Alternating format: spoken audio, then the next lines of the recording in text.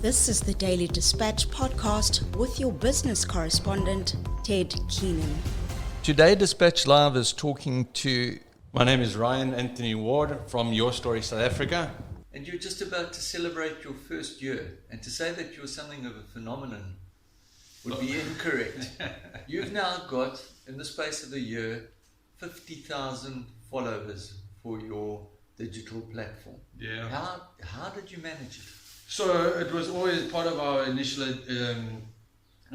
marketing strategy is in today's time, you have to spend money on marketing in order to get recognized, because everything in today's time is coming down to, especially on social media with phones and all of that, you're competing for space, and the big digital world has this phenomenal that if you want to be seen, you've got to pay for it. Nothing sort of comes for free.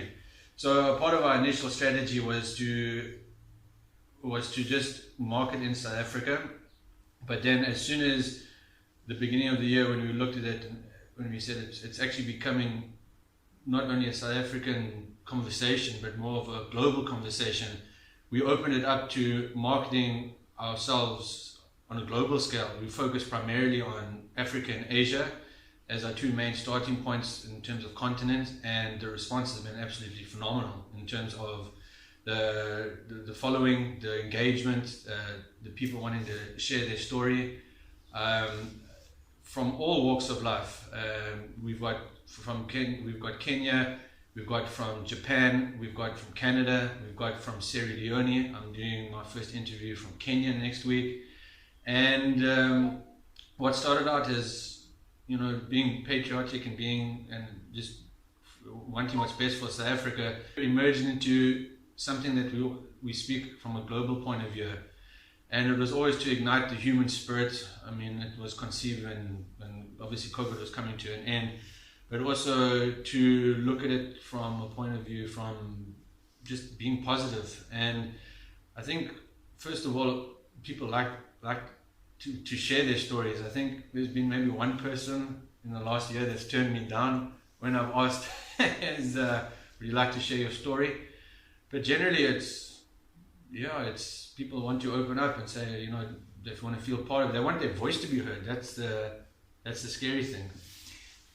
Almost to the day that we last did a podcast like this, your offering was pretty much centered around East London, then it grew to Border, then it moved out to the Eastern Cape, then it was national. What are the numbers that you've achieved so far as your listeners go, I suppose is the correct word? Yeah, so at this stage, what happens is that it's at we're going to celebrate 50,000 followers on Facebook, which was always the main focus point. And then it's obviously our focus now is on growing our YouTube channel, which has also seen a bit of growth in the last couple of months.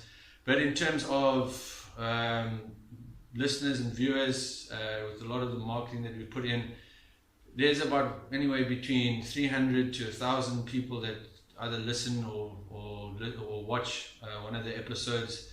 And I mean, to me, as long as one out of the 1,000 or even 300 get impacted, then that to me is all worth it. Is there a certain stage where you're going to monetize this, for want of a better word? So we have hit one of the monetization offerings of Facebook, but trying to get hold of Facebook itself is so challenging. It was the brand collaboration milestone that we hit, but that's something I'm just trying to figure out who the right person is to speak to at Facebook. So that's really one of the targets that we've hit. But a lot of the other effort has been to empower a lot of the other people within the network, because we are looking at this stage is putting in anchors in certain countries as well. I know we're successfully going to get our first story from Thailand through one of our anchors. There's Nigeria that's opening up. And then through the same time, what we've been doing locally is a lot of the people that we found, we've given the platform Words Unsaid, my clinical psychologist from Tanzania, who talks about real world problems with real world solutions. We've got a Setu Suteni, that he was a gentleman that I brought in the beginning of the year to give him a show and a voice, but that's the whole empowering aspect of it is to say, not only are we sharing stories, but we are trying to empower people through what they do. And what we also are working on within the next month or two, which has always been part of our strategy, is now how do we use this as an educational tool. So not only are we helping identify stories, but we will also be doing webinars where we consult with specialists as simple as mental health, business planning, the fundamentals of business planning, social impact, all of these things where we'll actually open it up for anyone in the world to tune in, but also in being engaged in these type of conversations. So it's overwhelming. What are the profiles of your listeners? So primarily the biggest audience or section is males between the age of 24 to 35, which to me is fantastic because those are ideally the game changers. We do have a couple of 65-year-old followers as well, a few of the youth, but 70% are men and 30% are women. But our right bracket in terms of where we wanted to target in terms of being impactful for the next generation is where we want to be. So it's it's a majority of the ages of 24 to 35. I know you are, in inverted commas, selling good news. What are the other attractions? It's more, it's also not just through the good news, it's also teaching people to become positive people. Like the mindset to me is to identify and help people identify their true worth. It's to challenge the status quo, to challenge tradition, to be innovative. And at the end of the day, everything will be all right. That to me is also something that I've learned through these stories and through what the listeners, the response has been, is just to know that, we're not the only ones that are maybe going through tough times, but we celebrate stories of one another. But it's always been for me to focus in and uncover individuals in their own capacity to help them identify themselves personally, what they want in this life and what their purpose is. And that to me has been one of the major driving forces in what we do. If we move across to your own background, you have a business degree, you were in business, you're in a tough business because construction is not easy. Yeah. What are the lessons that you've taken across from your experience into what is basically a brand new venture? Well, a brand new 1-year-old venture. Get the foundation right. You talk property, talk about building, get the foundation right, get the purpose right, get the right building team with you, lay it brick by brick.